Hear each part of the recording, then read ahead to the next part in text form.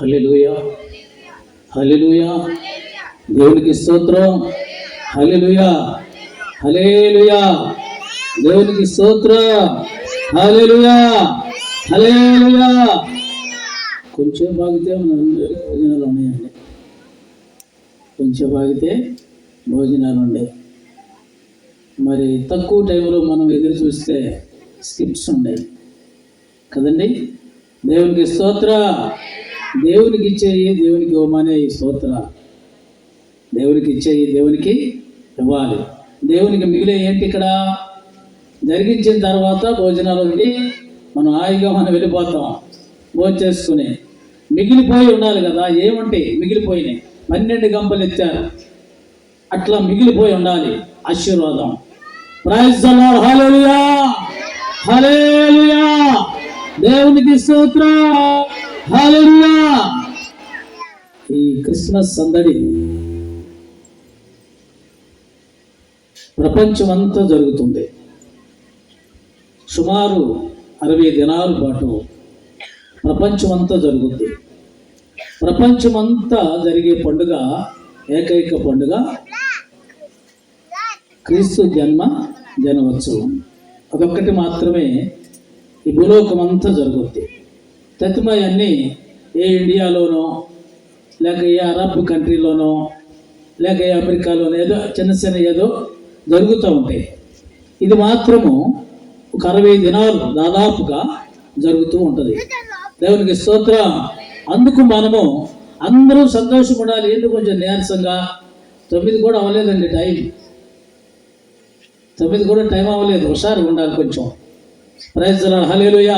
నేను ఎక్కువసేపు టైం తీసుకోను, 20 నిమిషాలు, మహా అయితే ఇంకొక 5 నిమిషాలు. మీరు నాకు తిరిగి స్తోత్రాలు చెల్లిస్తున్నామని దేవునికి చెబుతూ ఉంటే ఈ టైంతో నేను ముగించేస్తా. లేకపోతే 10:30, 11 గంటలు అవుద్ది అనమాట. చూసి దానిని బట్టి మీరు నాకు హల్లెలూయా, హల్లెలూయా, హల్లెలూయా, హల్లెలూయా, దేవునికి స్తోత్ర. హల్లెలూయా. అలాగే మనము ఈ పండుగ దినాన్ని దేవునికి కృతజ్ఞతాస్తుతులు చెల్లించేలాగా మరి చేయాలి. చూడండి, బైబిల్ గ్రంథంలో రోమీలకు రాసిన పత్రిక, రోమా పత్రికలో నుండి 9వ అధ్యాయము 5వ వాక్యాన్ని చదువుకుందాం. చదివి నాకు వినిపించాలి. ఒక మైక్ తీసుకోండి, లేకపోతే ఒక మైక్ తీసుకోండి అయ్యా, చదివి నాకు వినిపించాలి. రోమా పత్రిక 9వ అధ్యాయము 5వ వాక్యాన్ని చదువుకుందాం. చదవండి అమ్మా. ఎవరు లేరా? పితరులు వీరి వారి శరీరమును బట్టి క్రీస్తు వీరిలో పుట్టెను. ఈయన సర్వాధికారి అయిన దేవుడైంది నిరంతరము స్తోత్రార్హుడై ఉన్నాడు. చాలండి, చిన్న ప్రార్థన చేసుకుందాం. నేను చాలా త్వరగా ముగిస్తాను, కంగారు పడద్దు. చిన్న ప్రార్థన. పరిశుద్ధుడా, ప్రేమ నమ్మదగిన తండ్రి, మీకే వందనాలు, స్తోత్రములు చెల్లించుకుంటున్నా. గడిచిన కాలమంతయు కూడా నీ బలిష్టమైన రెక్కల సాటున అందరినీ భద్రపరిచి ఈ దినమునైనా ఏలూరు పట్టణములో నాయన నీ సేవకుడిని, సేవకురాల్ని, వారి సంఘ బిడ్డలను, వారి శ్రేయలాసులను, వారి స్నేహితులను, బంధుమిత్రులను, వారు నాయన తోటి సహోదరులను, జత పని వారిని ప్రేరేపించి బంధుమిత్రులను ప్రేరేపించి ఈ చుట్టూ భాగంలో ఉన్నవారు అనేక మందిని ప్రేరేపించి మీరు ఏర్పాటు చేసిన ఈ క్రిస్మస్ కార్యక్రమంలో మీరున్నందుకు నీకు వందనాలు, స్తోత్రములు తండ్రి. చదవబడిన వాక్యములో నుండి నూతనమైన విషయాలు నేర్చుకోవాలని ఆశ కలిగి ఉన్న ప్రభా, మీ ఆత్మ మాతో ఉంచండి. అనేకమైన విషయాలు బోధించమని క్రీస్తు నామమునే అడుగుచున్నాము తండ్రి, ఆమేన్. మనము చాలా పండుగలు ఎరిగి ఉన్నాము, తెలుసుకున్నాము. చాలా పండుగలు చూసి ఉన్నాం. అయితే పండుగకి ఒక ప్రత్యేకత కావాలి. పండుగకు ఒక ప్రత్యేకమైన పరిస్థితులు మనము నేర్చుకోవాలి. ఈ భూలోకంలో పండుగ అంటే ఏమిటంటే మనిషికి సంతోషము, ఆనందము, ఉల్లాసము, ఇంకా స్వాతంత్రము, ఇంకా మనం తెలుసుకునేవి దానిని పండుగ దినమని అనవచ్చు. దేవునికి స్తోత్ర, హల్లెలూయా. యేసు, చాలా మంది అంటున్నారు యేసు ప్రభు వారు అసలు పుట్టలేదు, యేసు ప్రభు వారు పుట్టారని ఎవరు చెప్పారని చాలా మంది అంటున్నారు. బైబిల్ ఏం చెబుతుందంటే యేసు ప్రభు వారు పుట్టారు. యేసు ప్రభు వారు పుట్టారు. ఎందుకు పుట్టాడు? యేసు ప్రభు వారు ఎందుకు పుట్టాడు? ఆయన ఏం చేస్తానికి పుట్టాడు? ఆయన ఎందుకు పుట్టాల్సి వచ్చింది? యేసు ప్రభు వారే నిజమైన దేవుడు. ప్రపంచంలో అందరికీ ఒకడే దేవుడు. ఏ మతానికైనా, ఏ కులానికైనా, ఏ జాతికైనా ఒకడే దేవుడు. దీనికి కులము లేదు, మతము లేదు. ఇది ఒక మార్గం. కాబట్టి యేసు ప్రభు పుట్టుక మనందరికీ చాలా పండుగ దినమని మనమంతా ఎగిరిపడి వచ్చున్నాం, నేర్చుకుంటున్నాము, తెలుసుకుంటున్నాము, పూజిస్తున్నాము, ఆరాధిస్తున్నాము. ఆయనని గణపరచడానికి మనమంతా వచ్చాం. ఎందుకు మానవుడు పుడితే ఇలాంటి సంతోషం మానవుడికి కలుగుతుందని ఆలోచన చాలా మందికి ఉండొచ్చు. ఇప్పుడు మనం చదువుకున్న వాక్యంలో మనం చూస్తే ఏమన్నదంటే వీరి వారి పితరులలో ఆ శరీరమును బట్టి క్రీస్తు వాయులో పుట్టెను. దేవునికి స్తోత్రం, హల్లెలూయా, హల్లెలూయా. వీరి వారి పుత్రులు అంటే ఈ భూలోకములో ఒక అడ్రస్ కావాలి. యేసు ప్రభు శరీరముతో ఉంటే ఆ అడ్రస్ నమోదు చేయబడుద్ది. ఆధార్ కార్డు కావాలి, నమోదు చేయబడాలి. అందుకే ఈయన శరీరంతో పుట్టాలి. ఏ పరలోకములో ఉండి సమస్తాన్ని హ్యాండిల్ చేయలేడా? పరలోకములో ఉండి అందరినీ నడిపించలేడా? పరలోకములో ఉండి అందరికీ నేర్పించలేడా? పరలోకములో ఉండి అందరినీ రక్షించలేడా? పరలోకములో ఉండి అందరికీ మేలు చేయలేడా? పరలోకములో ఉండి సమస్తము ఈ భూలోకంలో కావలసిన ఆ మనశ్శాంతిని మనకి ఇవ్వలేడా? ఇవ్వగలడు. దేవునికి స్తోత్ర. అయితే మానవుడికి దేవుడికి మధ్యలో ఒక పెద్ద అగాధం ఏర్పడింది. మానవుడు దేవుడికి మానవుడికి మధ్యలో ఉన్న సమాధానాన్ని చెడగొట్టుకున్నాడు, వెళ్ళగొట్టేశాడు. ఇప్పుడు సమాధానం కావాలి. దేవుడితో సమాధాన పడాలి. దేవుడు ఉన్నాడని కొంతమందికి తెలుసు, దేవుడు లేడని కొంతమందికి తెలుసు. కొంతమంది ఉన్నారనుకుంటున్నారు, కొంతమందికి లేరనుకుంటున్నారు. కొంతమంది ఉన్నారు లేరు అని సందేహంలో ఉన్నవారు ఉన్నారు. వీళ్ళందరి సమస్యలు పరిష్కారం చేయాలి. అంతేకాక వీళ్ళందరూ పాపదోష శాపములన్నీ ఆయన మీద వేసుకుని ఆయన బలియాగమయ్యి ఆ అగాధముల నుండి దాటించాలి. దేవునికి స్తోత్రం, హల్లెలూయా, హల్లెలూయా. ఏం దాటిస్తానికి పుట్టాడండి ఆయన? శరీరంతో ఎందుకు పుట్టాడు ఆయన? ఇక్కడికి ఈ భూలోకానికి రావాల్సిన అవసరం ఏముంది అంటే ఒక పెద్ద అగాధం ఉంది. దాన్ని ఎవ్వరు శకపురుషులు వచ్చారు, దేవుళ్ళు అనబడి వారు ఉన్నారు, దేవతలు అనబడి వారు ఉన్నారు, చాలా మంది యుగ పురుషులు పుట్టారు. అయినప్పటికీ కూడా ఈ అగాధాన్ని దాటించలేకపోయారు. ఎవరు దాటించలేకపోతున్నారు. ఈ రోజు కూడా దాటించాలి అంటే యేసు ప్రభు వద్దకు రావాలి. ఈ రోజు కూడా దాటి వెళ్ళాలంటే యేసుని పరిచయం చేసుకోవాలి. యేసు వద్ద రక్షణ పొంది ఆయనను భుజించి ఆయనను సేవిస్తే అప్పుడు మనము అగాధాన్ని దాటగలమని లేఖను మనకు నేర్పిస్తున్న పాఠం. దేవునికి స్తోత్రం, హల్లెలూయా. మీరందరూ సిప్ కోసం చూస్తున్నారు అనుకుంటామా? వాక్యం వినే మైండ్ అంతగా లేనట్టుంది అనుకుంటా. ఎవరు పని భారాల్లో వారు ఉన్నారు. ప్రైజ్ ది లార్డ్, హల్లెలూయా, హల్లెలూయా. ఎవరు తెలుసుకోవాలని లేదా మీకు? ఎవరు తెలుసుకోవాలని లేదా? మేలు వద్దా మీకు? ఆశీర్వాదం వద్దా మీకు? సైతానే కావాలా? సైతానే కావాలా? దేవునికి స్తోత్రం.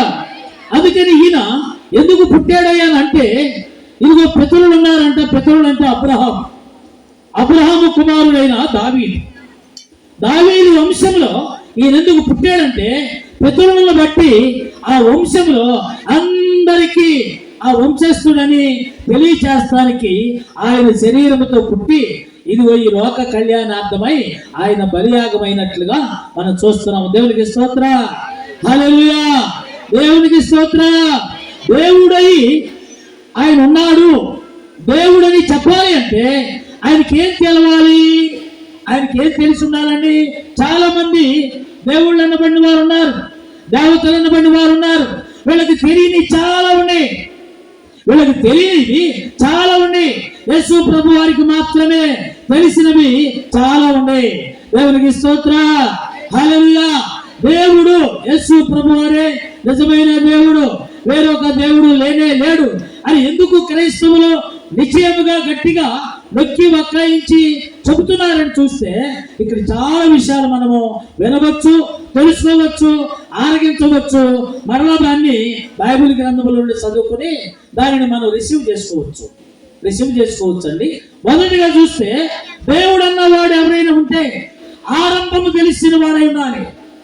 ఆరంభం సృష్టి కలగక ముందు పరలోకము ఆరంభం తెలిసిన వాడై ఉండాలి. దేవదూతలు ఎలా కలిగారు, సృష్టి ఎలా కలిగింది, పాపం ఎలా కలిగింది, ప్రారంభం తెలిసిన వాడు ఉండాలి. ప్రారంభం తెలిసిన వాడు బైబిల్ రాసిన యేసుక్రీస్తు ప్రభువారు ఒక్కడే. దేవునికి స్తోత్ర, హల్లెలూయా. ఆరంభం తెలిసిన వాడు ఉండాలి. పాపం ఎప్పుడు పుట్టింది తెలిసిన వాడు ఉండాలి. మరణం ఎప్పుడు వచ్చింది తెలిసిన వాడు ఉండాలి. ఈ భూలోకంలోనికి మానవుడు ఎప్పుడు పుట్టాడు, ఎలా పుట్టాడు తెలిసిన వాడు ఉండాలి. ఇలాగూ దేవదూతలు ఎందుకు కలిగారు తెలిసిన వాడు ఉండాలి. ఈ భూలోకంలో ఎందుకు ఈ భూలోకాన్ని కలగజేశాడు అది తెలిసిన వాడు ఉండాలి. ఆరంభము అన్నిటి ఆరంభము తెలిసిన వాడై ఉండాలి. అప్పుడు ఆయన్ని మనము దేవుడని నమ్మవచ్చును. దేవునికి స్తోత్ర. సైన్స్ అంటుంది, ఏమంటుందంటే ఒక బాంబు ప్రేలుడు జరిగింది, ఆ తర్వాత అక్కడ ఒక గడ్డ, అక్కడ ఒక గడ్డ, అక్కడ ఒక గడ్డ, అక్కడ ఒక గడ్డ పడింది. ఇవన్నీ కూడా ఇది భూమి తర్వాత ఆ గ్రహాలుగా మార్చబడింది, అంతేగాని ఆరంభం ఇంకేమీ లేదు అని సైన్స్ చెబుతుంది. ప్రైజ్ ది లార్డ్, హల్లెలూయా, హల్లెలూయా. కానీ దేవుడు అలా చెప్తలేదు. మీ బైబిల్ గ్రంథం చదువుకుంటే నీకు అర్థమవుతూ ఉంటుంది. ఏమర్థమవుతుంది? ఆరంభం ఎలా జరిగింది, ఆరంభము ఎవరి ద్వారా జరిగింది, ఆరంభములో ఎవరున్నారు, ఆరంభము తెలిసిన వారు ఈ భూలోకంలో అలాంటి వ్యక్తి ఎవరైనా ఉన్నారా? ఎవరు లేనే లేరు. ఒక్క క్రీస్తు తప్ప లేనే లేరు ఎవరు. రెండవది, ఒకటి ఆరంభం తెలిసిన వాడు ఉండాలి. రెండవది జరగబోయేది సమస్తము చెప్పేవాడే ఉండాలి. ప్రైజ్ ది లార్డ్, హల్లెలూయా, హల్లెలూయా. జరగబోయేది భూలోకములో ఏం జరుగుతుంది, ఏం జరుగుద్ది, ఏం జరగబోతుంది, భూలోకం ఎప్పుడు అంతమవుద్ది, ఎలా అంతమవుద్ది, భూలోకములో ఏమేమి వస్తాయి, భూలోకంలో ఏమేమి చిత్తబడతాయి, ఏమేమి ఎవరెవరు యుద్ధాలు చేస్తారు, అన్ని జరగబోయే విషయాలన్నీ చెప్పేవాడై ఉండాలి. దేవునికి స్తోత్ర, హల్లెలూయా. చెప్పిన వాడు క్రీస్తు పుడతాడని చెప్పిన వాడు క్రీస్తే పుట్టి అప్పుడు మనందరికీ రక్షకుడుగా మార్చబడ్డాడు. అందుకని మీలో ఇంకెవరైనా సరే రక్షించబడలేదా, బాప్తిసం పొందలేదా? బాప్తిసం పొందిన వారైతే ఈ రోజే నువ్వు బాప్తిసం తీసుకుని ఆయన శరీరాన్ని భుజించాలి, ఆయన రక్తాన్ని సేవించాలి. అప్పుడు నీవు జీవానికి అర్హులుగా, అగాధాన్ని దాటే వ్యక్తులుగా నువ్వు అర్హత పొందిన వారివై, యోగ్యత కలిగిన వారై ఉంటారని బైబిల్ మనకు నేర్పిస్తున్న పాఠం. అందుకు ముందుగా ఇలాగూ చేయండి, అలాగూ స్వరం వినపడుద్ది. ఆ స్వరాన్ని విని అందరూ రక్షించబడాలి. అందరికీ ఒకటే మార్గం ఏర్పాటు చేస్తున్నాను. ఆ మార్గమే స్వర్గ మార్గము, ఆ మార్గమే జీవ మార్గము, ఆ మార్గమే సత్య మార్గము. ఆ మార్గంలోకి విచ్చేసిన బిడ్డలందరికీ నీకు ఏ మేలు కావాలి, ఏ అభివృద్ధి కావాలి, ఏ ఆశీర్వాదం కావాలి, ఎలాంటి అభివృద్ధిలోనికి నువ్వు ఉండాలని ఆశపడుతున్నావో అలాంటి ఆశలన్నీ తెచ్చడానికి రాత్రి సిద్ధంగా ఉన్నాడు. దేవునికి స్తోత్ర, హల్లెలూయా, హల్లెలూయా. మరి ఎక్కడి నుంచి తీసుకొచ్చాడు సేవకుని? ఎక్కడి నుంచి తీసుకొచ్చాడండి? ఎనికేపాడు ప్రాంగాడు. విజయవాడ పక్కన ఎరికేపాడు ప్రాంగణం నుండి సేవకుడిని పిలిచి, నీవు నా సేవ చేయాలి, ఫలానా పట్టణం వెళ్ళు, ఆ పట్టణంలో ఒక ఏరియాకి వెళ్ళు అని ఈ ఏరియాలోనికి పంపించారు. స్థానిక సేవకులు విక్రపాలయ్య గారిని, వారి అమ్మగారిని మరి ఈ ప్రాంగణంలోకి వచ్చి మరి ఇప్పటికి ఎన్ని సంవత్సరాలయ్యా? 6 సంవత్సరాలు అవుతుందట. 6 సంవత్సరాల నుండి సేవా పరిచర్య కొనసాగుతున్నారు. దేవునికి స్తోత్ర. వారు కూడా దేవునితో మాట్లాడుతూ నేర్చుకున్నారు. వారు కూడా దేవునితో మాట్లాడతారు. మీ సమస్యలు ఉంటే పరిష్కారం చేస్తానికి దేవుడు ఆయనతో మాట్లాడతాడు. కాబట్టి ఆయన ద్వారా మీరు పొందుకోవాల్సిన మాటలు ఉంటే పొందుకుని దాని ద్వారా అభివృద్ధిని, క్షేమాన్ని, ఆరోగ్యాన్ని, మనశ్శాంతిని, ధైర్యాన్ని, నిబ్బరాన్ని, కావలసిన సంపాదన కూడా దేవుడు ఇస్తానికి రెడీగా ఉన్నాడు. Praise the Lord. Hallelujah, hallelujah. రెండో విషయం మనం విన్నామండి. ఏం జరుగుతుంది?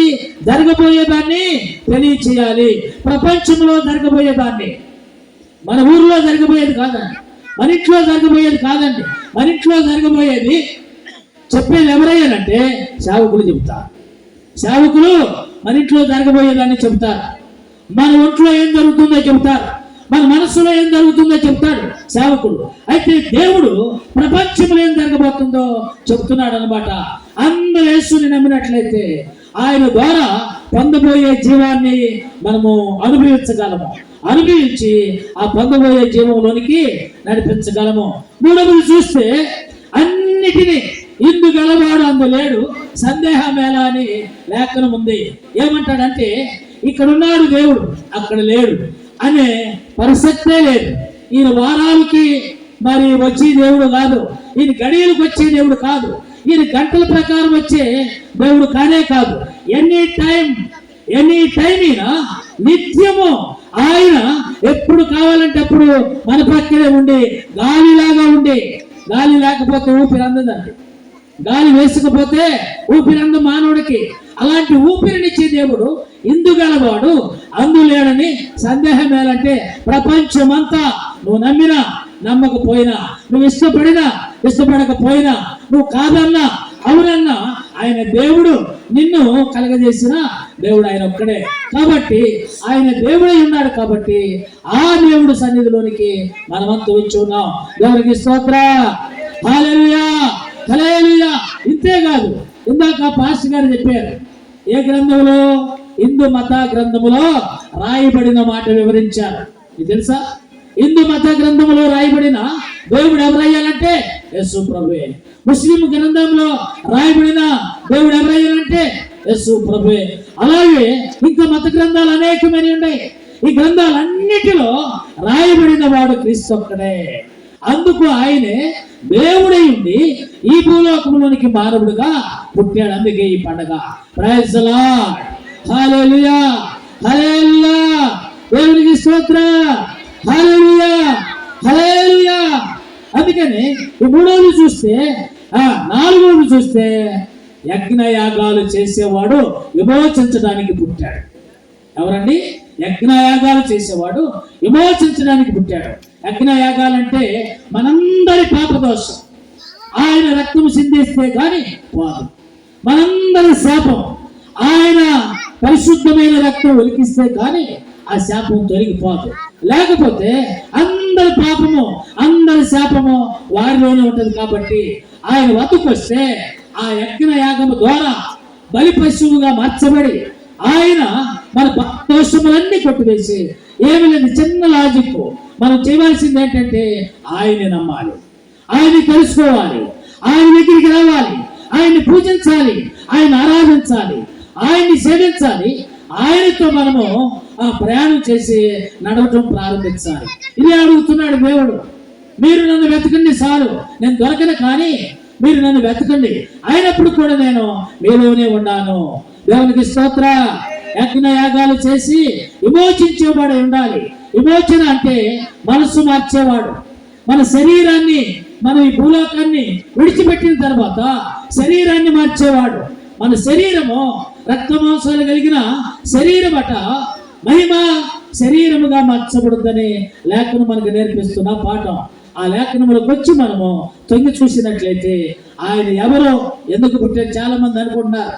ఏమని అనుకున్నారంటే క్రిస్మస్ మరి పండుగ చేస్తున్నారు, అసలు యేసు ప్రభు ఎప్పుడు పుట్టాడో డేట్ తెలుసా అని చెప్పేసి మన ఈ మధ్య ఒక పిచ్చోడు తిరుగుతున్నాడండి.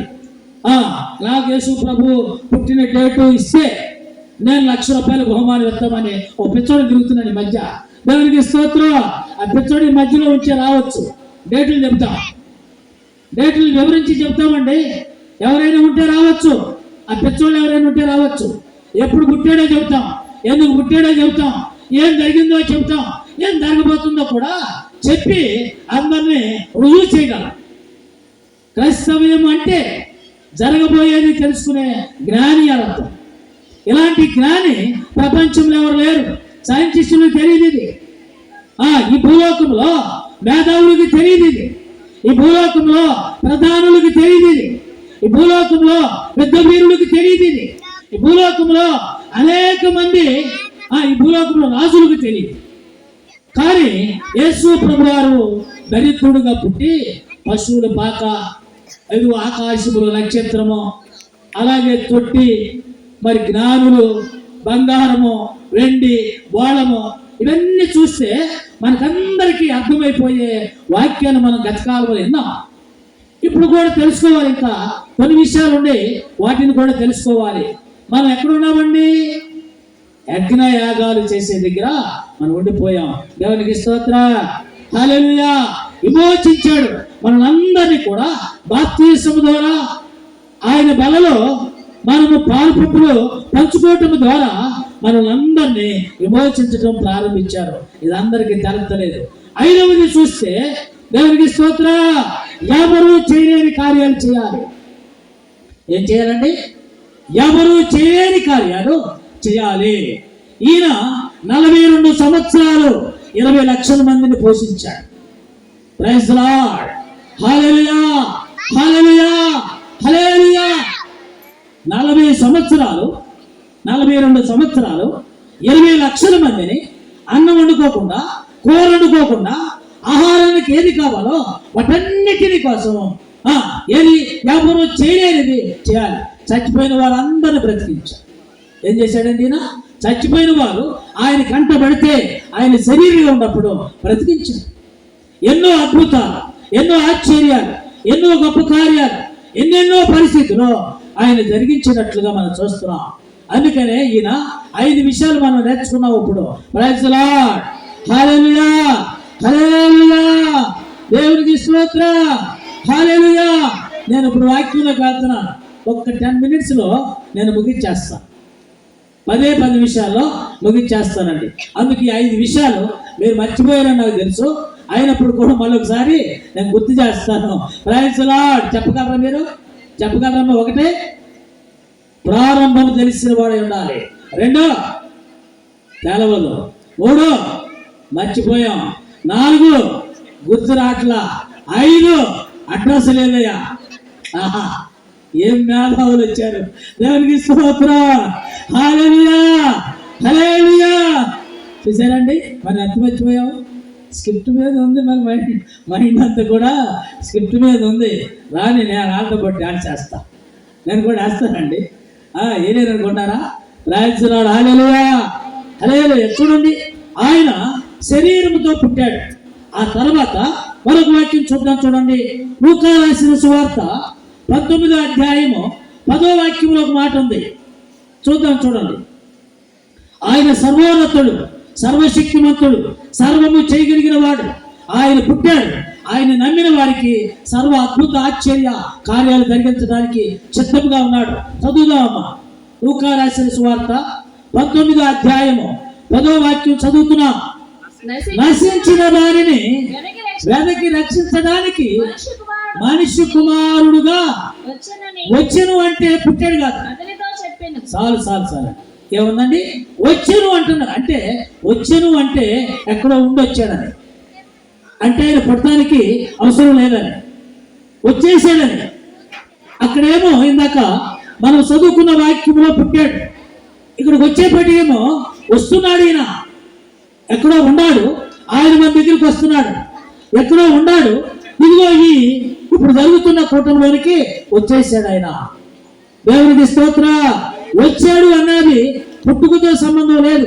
వచ్చాడు అన్నది మరి పుట్టుకతో సంబంధం లేని వాడు కాబట్టి ఆయన ఎక్కడా నశించిపోయింది మానవుడు ఎక్కడ నశించిపోయాడు?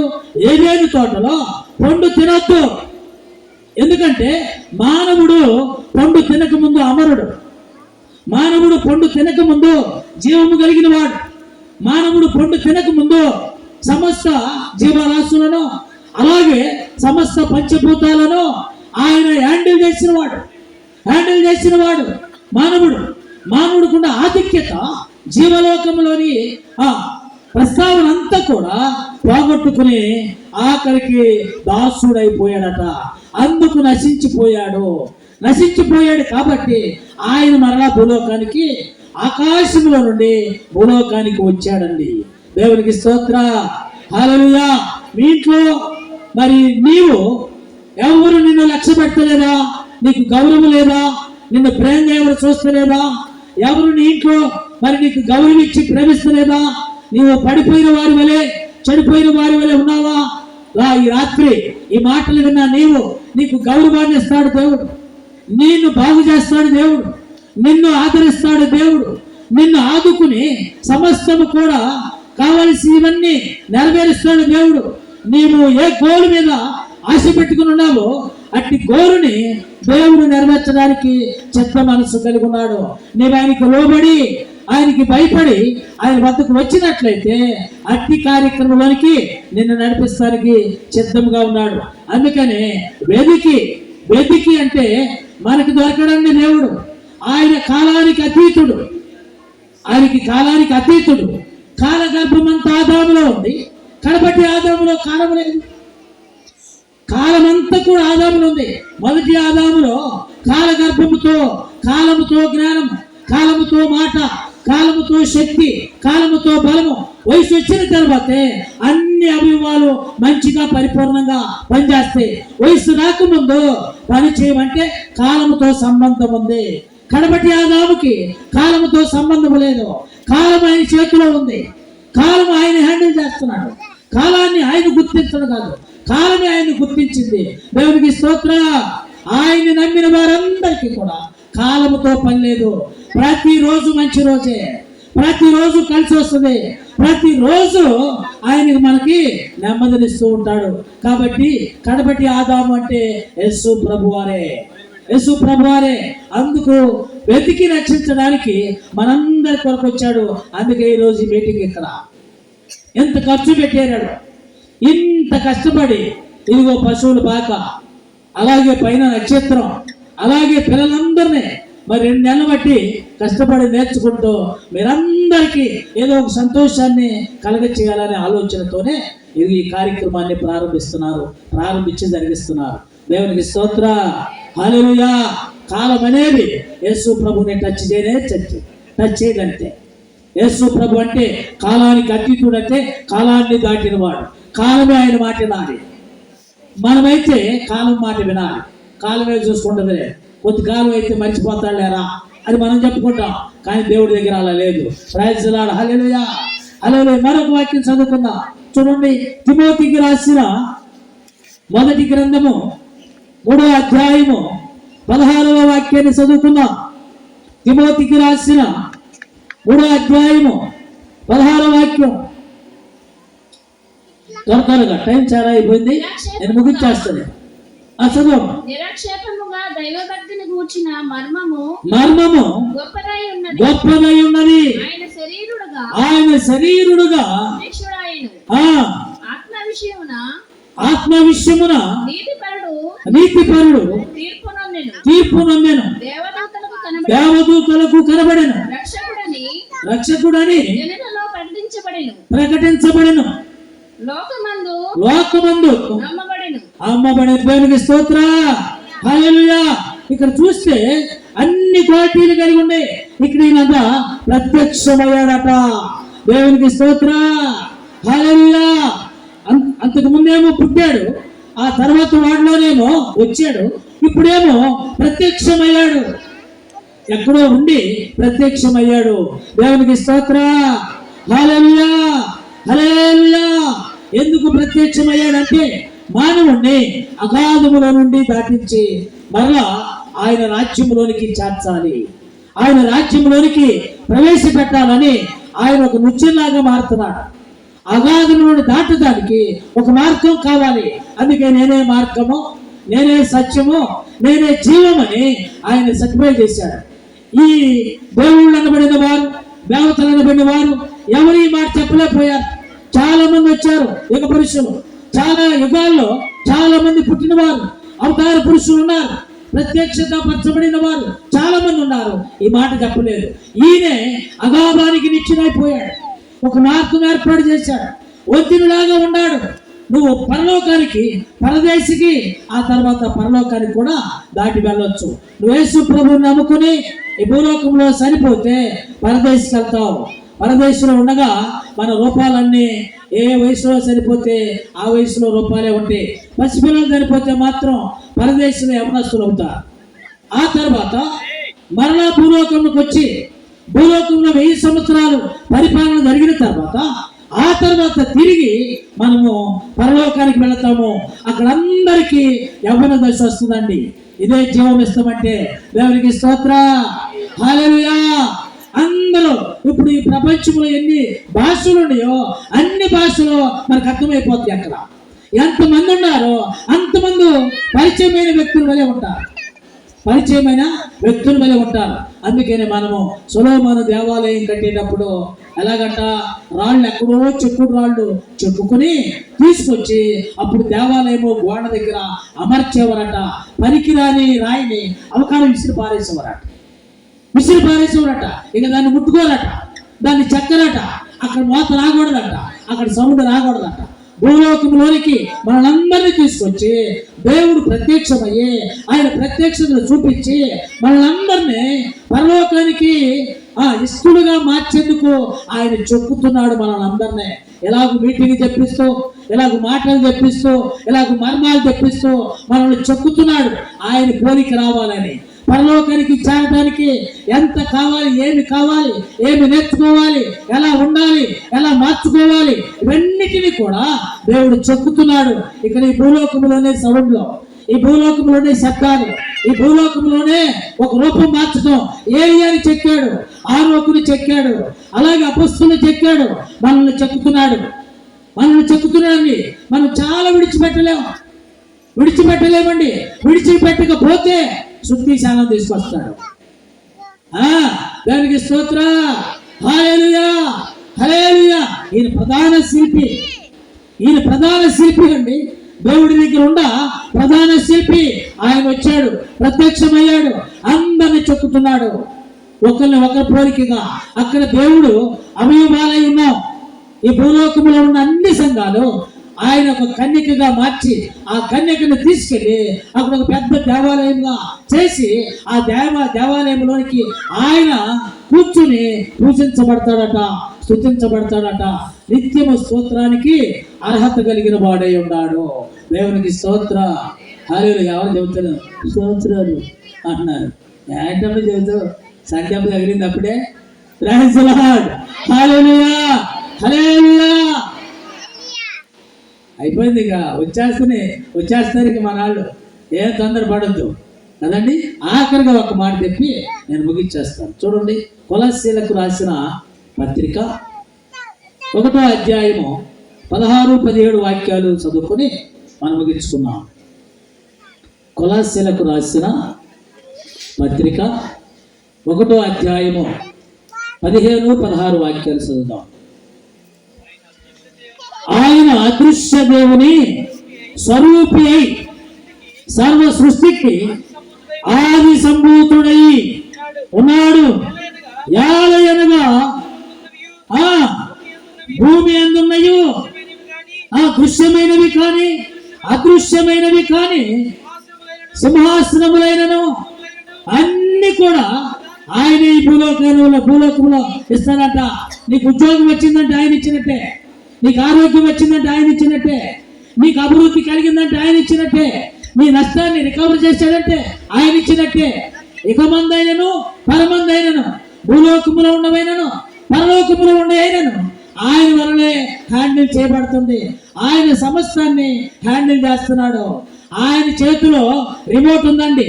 ఆ రిమోట్ నొక్కితే చాలు ఎవరెవరికి ఏ కార్యాలు కావాలి, ఎవరెవరు ఎంత కష్టపడుతున్నారు, ఎవరెవరికి ఎలాంటి మనశ్శాంతి కావాలి, ఎవరెవరికి ఏ కుటుంబంలో ఎలాంటి ఆశీర్వాదాన్ని కుమ్మరించాలని చూస్తున్నాడు. ఇక్కడ అంటాడు, ఏమంటాడంటే ఆయన ఆది సంభూతుడై ఉన్నాడట.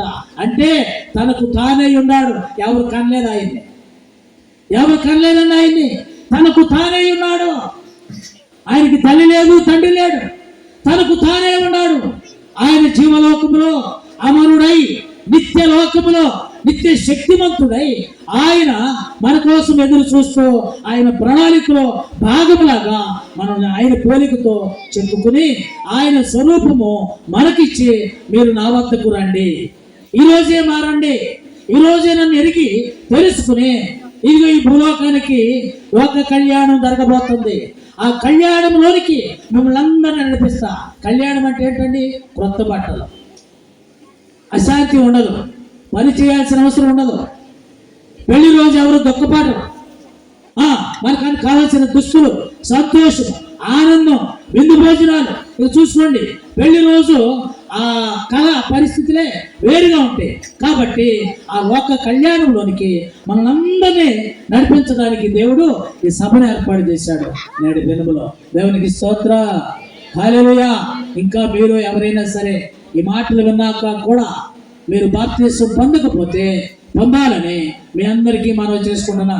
వెట్రిపాలయ్య గారు ఉన్నారు, అమ్మగారు ఉంది, సంఘస్థులు ఉన్నారు, ఇంకా చాలా మంది ఆయనకి తెలిసిన స్నేహితులు, వారి బంధుమిత్రులు చాలా మంది ఉన్నారు. మరి మీరు వచ్చినట్లయితే మీకు ఏ సమస్య ఉందా పరిష్కారం చేస్తానికి దేవుడు ఆయనతో మాట్లాడతాడు. దేవుడితో మాట్లాడే అనుభవం ఆయనకి తెలుసు. బైబిల్తో మాట్లాడే అనుభవం కొంతమందికి తెలుసు.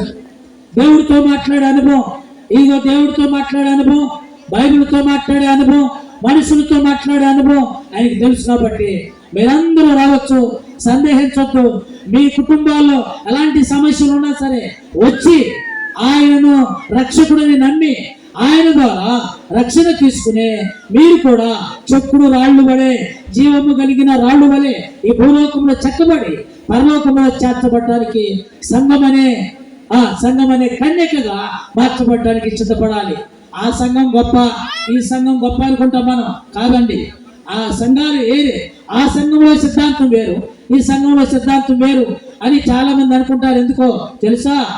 నేను కాళ్ళు, నా సిద్ధాంతం వేరు, నువ్వు చేతులు, నీ సిద్ధాంతం వేరు. నువ్వు పని చేస్తావు, నేను నడుస్తాను, పని చేయను. కళ్ళు చూస్తే, నోరు మాట్లాడుద్ది, నాలుక రుచి చూస్తుంది. ఇలాగ సిద్ధాంతాలు మార్పులు అంటే దీనికోసమే క్రీస్తు అవయవాలు, ఈ సంఘాలన్నీ కూడా క్రీస్తు అవయవాలు ఉన్నాయి. కాబట్టి మనం దేన్ని తోసివేయకూడదు. ఇక్కడికి వస్తే మీకు కావలసిన మెటీరియల్ దొరుకుద్ది.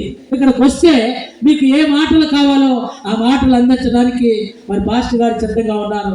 మరి దేవుడు ఇంకా సిద్ధ మనసు కలిగి అందరినీ కూడా సంతోష పెడతానికి రెడీగా ఉన్నారు. చేతులు సాపి వస్తున్నారంట. ఈ రోజైనా నా దగ్గరికి వస్తారు, ఈ రోజైనా నా దగ్గరికి వచ్చి నా ఆశీర్వాదాన్ని పొందుతారు, ఆ జీవంలోనికి ప్రయాసపడి వస్తారని చెప్పేసి ఆశ కలిగి ఉన్నారట. దేవునికి స్తోత్ర, హల్లెలూయా, హల్లెలూయా, దేవునికి స్తోత్ర. అందుకు ఆయన్ని రక్షకుడని పిలిచారు. చాలా మంది యేసు ప్రభు మరి ఎందుకు పుట్టాడో తెలియదు కాబట్టి చాలా మంది రకరకాలుగా మాట్లాడుకుంటున్నారు. ఆ మాటలన్నీ గట్టు మీద పెట్టి మనము దేవుని వద్దకు వచ్చి పొందవలసిన రక్షణ, పొందవలసిన మేలు, పొందవలసిన ఆశీర్వాదం తిరిగిపోకుండా పొందుకోవాలని మీ అందరికీ నా ప్రగాఢ విశ్వాసంతో మనవి చేస్తున్నాం. దేవునికి స్తోత్రం, హల్లెలూయా. మూలవాక్యం చదువుదాం, ముగిద్దాం. మూలవాక్యం చదివి ముగిద్దాం. అది చూడమ్మా, రోమాపత్రిక 9:5 వాక్యాన్ని చదువుతున్నా. పితరులు వీరి వారి శరీరమును బట్టి క్రీస్తు వీరిలో పుట్టెను. ఈయన సర్వాధికారి అయి దేవుడై ఉండి నిరంతరము స్తోత్రార్హుడై ఉన్నాడు. ఆమేన్. దానికి స్తోత్ర. నిరంతరం ఎలా ఉన్నాడంటే స్తోత్రార్హుడు. స్తోత్రాలు చెప్పమంటే స్తోత్రాలు చెప్తారు. దేవునికి స్తోత్ర, హల్లెలూయా, హల్లెలూయా. మంచిది. మరి ఈ కొద్ది మాటకు మీ హృదయంలో దాచుకోవాలని నా చిన్న మనవిని ముగిస్తున్నా. చిన్న ప్రార్థన చేసుకుని ముగించుకుందాం. ప్రార్థన. పరిశుద్ధుడా, ప్రేమ కలిగిన తండ్రి, మీకే వందనాలు, స్తోత్రములయ్యా. ఈ దినము నాయన ఈ ప్రాంగణంలో శాంతినగర్లో నీ సేవకుడిని, సేవకురాల్ని, వారి సంఘ బిడ్డలను, వారి బంధుమిత్రులను, వారి స్నేహితులను, ఈ చుట్టూ భాగములో ఉన్న వారందరినీ మీరు జ్ఞాపకం చేసుకుని ఈ దినము సెమీ క్రిస్మస్ చేసుకోవడానికి, నిన్ను ఆరాధించుకోవడానికి, నీ మాటలు వినడానికి ఆయన అందరికీ సమయ అవకాశం కలుగజేసినందుకు నీకు ఈ కృతజ్ఞతాస్తుతులు, స్తోత్రములు. తండ్రి, ఈ మాటలు విన్న ప్రతి ఒక్కరూ రక్షించబడి మేలును, క్షేమమును, ఆశీర్వాదమును, అభివృద్ధిని కలగచేయండి. వెంకటబాలయ్య గారికి, వారి కుటుంబానికి, అలాగే వారి సంఘ బిడ్డలకు, వారి వద్దకు వచ్చి వెళ్తున్న వారికి, ఈ చుట్టూ భాగంలో ఉన్న వారందరినీ మీరు జ్ఞాపకం చేసుకుని అన్ని కుటుంబాలు చల్లగా కాపాడి ఏ లోటు లేకుండా సహాయం చేసి నీ మార్గములో పరిపూర్ణమైన మేలులందరికీ కలగచేయమని, వారి వద్దకు వస్తున్న వారందరూ మేలు, క్షేమము, నూతన అభివృద్ధి, నూతన శక్తి కలిగి ఉంటాకి కృప చూపించమని క్రీస్తు నామమునే అడుగుచున్నాము తండ్రి. ఆమేన్, ఆమేన్, ఆమేన్. అందరికి వందనాలండి. అందరికీ